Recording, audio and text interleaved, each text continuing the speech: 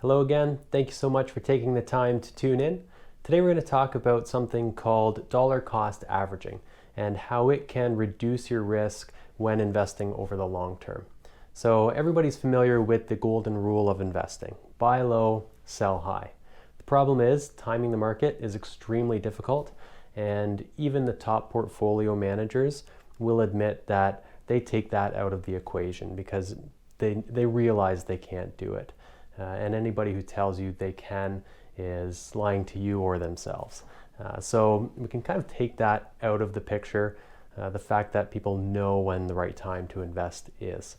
So what dollar cost averaging allows you to do is, instead of investing your money in a lump sum at one period of time, you spread it out over a course of weeks or months, which allows you to buy at different times in the market and different prices in the market. And what that will do is overall reduce your risk.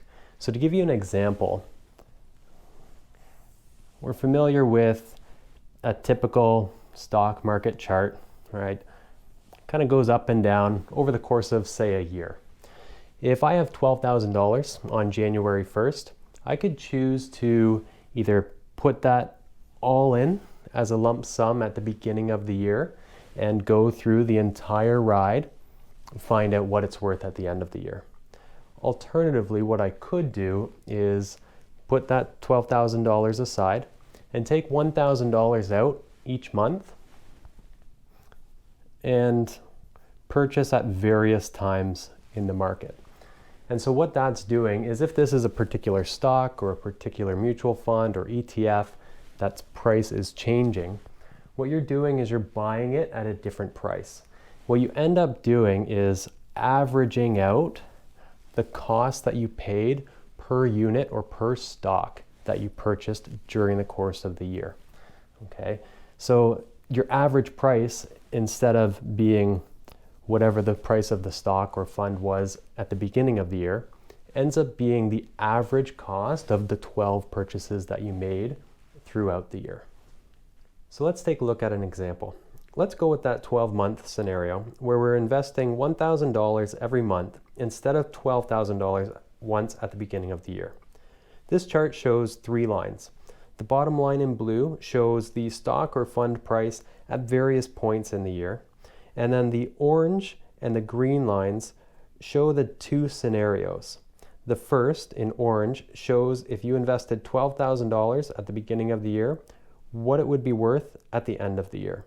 In this example, the price at the beginning of the year ends up being the same price at the end of the year. So that fund price of $10 goes up and down, but by the end of the year, the fund is still worth $10. So if you invested $12,000 at the beginning of the year, you have $12,000 at the end of the year. So that's the orange line.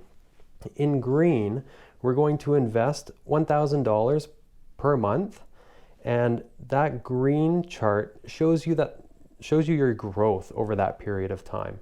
And because you're investing while the market is going up and down, your average price actually is less than $10. And so at the end of the year, you have $13,190. So this is an example of how dollar cost averaging can spread out your purchases over the course of time and actually work in your favor. Okay, so now we can see that timing your investment rather than the market can actually end up working in your favor. Now, sometimes it doesn't. Sometimes if the market just continues to go up, you probably should have invested at the beginning of the year at the lower price. The problem is we don't know, right? So if you just want to reduce your risk, not knowing what's going to happen, dollar cost averaging is a good way to do that. There are some other use cases where dollar cost averaging makes a lot of sense. One might be an inheritance or a house sale or a sudden windfall of money. So for example, if you sell a home or a cottage, all of a sudden you've got $400,000 or $500,000 in your bank account. It is pretty risky to take that $400,000 or $500,000 and invest it in one day, whatever the market happens to be at on that day. Over the long term, it won't make as much of a difference if you invested it at that time as opposed to stretching it out over the course of a year. However, in the shorter term and for your stress level, it might be more beneficial to spread that investment out over the course of a year or 2 years, for example. Another example might be simply going with the way you get paid. Not everybody has a large lump sum of money all at once. So periodically investing on a weekly, bi-weekly, or monthly basis makes a whole lot of sense. It often makes more sense than, say, saving up for the course of the year and then at the end of the year making a lump sum deposit into your investments. That's how RSP contributions typically were made in the past.